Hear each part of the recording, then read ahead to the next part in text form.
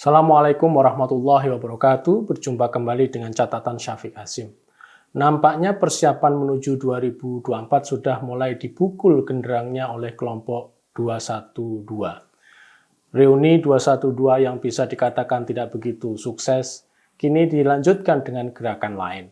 Gerakan ini mungkin dilatar belakangi oleh kegagalan mereka, yakni hilangnya lokomotif dan semangat gerakan. Mereka perlu seorang pemimpin yang karismatis untuk mengantisipasi peristiwa politik tahun-tahun mendatang. Di tahun-tahun mendatang, paling tidak tahun 2023 ke atas, adalah tahun politik. Ada pemilu presiden dan juga ada pilkada. Agenda yang besar ini jangan sampai tidak ada peran dan pengaruh mereka. Hitungan-hitungan seperti ini yang menyebabkan kelompok 212 dan yang berkaitan dengan Habib Rizik bergerak. Kemarin Forum Ulama Habaib datang ke Komisi 3 mengadukan kasus Rizik Munarman. Mereka meminta Komisi 3 mengawal kasus dialami oleh HRS hingga Munarman. Forum ini nampaknya terdiri dari banyak kelompok di dalamnya yang memiliki concern yang sama dengan kepentingan gerakan yang selama ini dilakukan oleh Habib Rizik Syihab. Sudah barang tentu upaya seperti ini di dalam negeri demokrasi adalah hal yang sah dan wajar dilakukan, namun saya memiliki catatan tersendiri untuk masalah ini. Saya memprediksi jika forum-forum atau front-front seperti ini akan bermunculan di kemudian hari. Mereka melakukan gerakan protes dan lainnya, karena di dalam gerakan mereka sudah dirasakan kehilangan pesonanya bagi publik. Beberapa kali kegiatan untuk membangkitkan kesuksesan gerakan 212 seperti tahun 2016, 2017 tidak menunjukkan hasil yang maksimal, bahkan cenderung tidak berdampak apa-apa. Dari pengamatan saya, hal itu terjadi karena gerakan ini kehilangan lokomotif atau kepala penggeraknya, man of ideas-nya.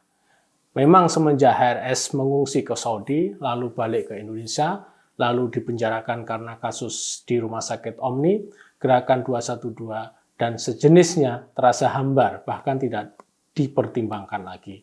Ternyata mereka baru sadar bahwa sebuah gerakan selain membutuhkan momen dan musuh bersama untuk dihadapinya, faktor penggerak utama seperti kehadiran dirijen atau man of ideas juga sangat penting bagi mereka. Karenanya mereka ingin agar mereka memiliki orang seperti HRS.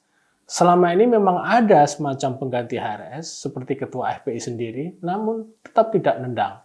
Nampaknya mereka yang selama ini bersuara keras, baik dari kalangan aktivis mereka maupun dari kalangan politisi, itu bisa dikatakan hanya bertindak sebagai catatan kaki dari HRS.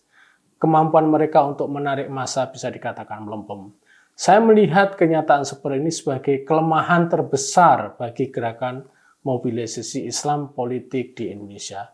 Kita tahu semua bahwa gerakan dan mobilisasi Islam politik 2016 dan 2017 diharapkan sebagai awal dari kebangkitan Islam politik di Indonesia. Namun, ternyata tidak bisa terwujud oleh situasi sekarang ini. Dan itu semua terjadi karena mereka memandang jika kesuksesan gerakan itu sangat tergantung pada kehadiran sosok figur. Parahnya mereka tidak bisa mengatasi krisis kepemimpinan di dalam orkestra gerakan pasca kesuksesan mereka ini dengan cara yang lain. Misalnya karena gerakan ini tidak memiliki pemimpin spiritual yang langsung memimpin mereka, kenapa mereka tidak mengalihkan gerakan ini pada penekanan masalah isu yang diperjuangkan, bukan pada masalah kepemimpinan seseorang.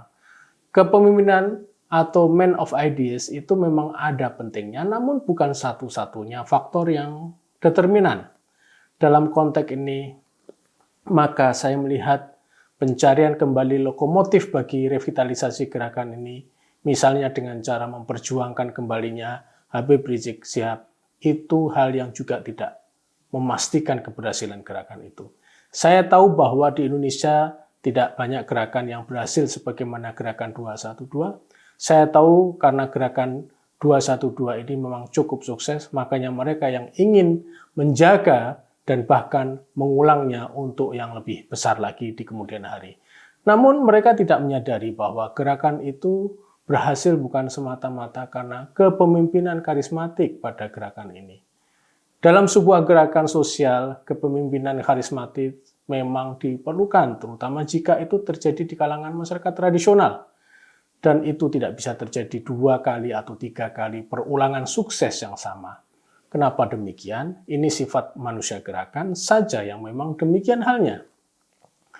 Kepemimpinan karismatik itu gampang diterpa zaman karena sifatnya yang individual. Artinya, karena individual, maka sifat karismatik yang menempel pada seseorang itu tidak bersifat konstan, terus-menerus, tergantung pada perilaku sang individual. Saya ingin kemukakan di sini bahwa mengharapkan kembalinya HRS dan juga Munarman atau tokoh-tokoh lain yang mereka anggap memberikan insentif pada gerakan Islam politik ke depan tidaklah efektif. Saya juga berpikir bahwa gerakan 212 ini akan sulit kembali untuk moncer. Ada beberapa hal yang menjadi alasan saya untuk pendapat ini. Berdasarkan pengalaman gerakan-gerakan yang hampir mirip dengan gerakan 212 di dunia lain, setidaknya ada 3 hal yang berpengaruh pada sebuah gerakan itu akan sukses besar dan mencapai target yang diinginkan. Pertama, adanya kesempatan atau peluang struktural atau politik yang bisa dijadikan sebagai ide pergerakan. Sekarang ini hampir bisa dikatakan jika kesempatan politik atau struktural untuk memobilisasi massa tertutup. Pemerintah atau negara secara umum dianggap telah memenuhi kebutuhan masyarakatnya. Jika gerakan 212 mau tampil kembali lebih baik, mempertimbangkan masalah ini daripada masalah ingin mengembalikan HRS ke lapangan. Karenanya jika masalah ini tidak berhasil, mereka susun dan konsepkan, hampir mustahil gerakan 212 ke depan akan muncul kembali. Kedua, gerakan 212 butuh untuk mengkerangkakan masalah yang ingin mereka perjuangkan. Artinya seolah-olah apa yang mau mereka perjuangkan oleh gerakan 212 itu adalah masalah genting dan semua masyarakat perlu untuk melakukan hal yang sama dengan mereka. Hal ini yang nampaknya sulit untuk mereka lakukan. Ketiga, hal yang agak sulit lagi menurut saya untuk mewujudkan kembalinya gerakan 212 yang paling tidak pada masa sekarang dan juga pada masa hajatan politik nasional mendatang adalah persoalan sumber daya. Jika kita saksikan beberapa kali gerakan 212, maka terlihat mereka sudah tidak memiliki sumber daya yang mampu memobilisasi sebuah gerakan. Situasi ini sangat berbeda dengan situasi 2016 dan 2017. Selain itu, penyedia sumber daya semakin mengecil, bahkan menghilang dari gerakan ini. Hampir mustahil gerakan 212 akan bangkit jika sumber daya tidak ada. Sebagai catatan, upaya untuk mengembalikan gerakan 212 menjadi penting, hampir dikatakan akan sulit. Mengembalikan gerakan 212 hanya dengan upaya mengembalikan HRS ke lapangan bukan hal yang menentukan, karena sebuah gerakan itu sukses ternyata bukan semata-mata disebabkan oleh faktor figur, tapi juga disebabkan oleh faktor lain yang lebih kompleks dan banyak. Demikian, wassalamualaikum warahmatullahi wabarakatuh.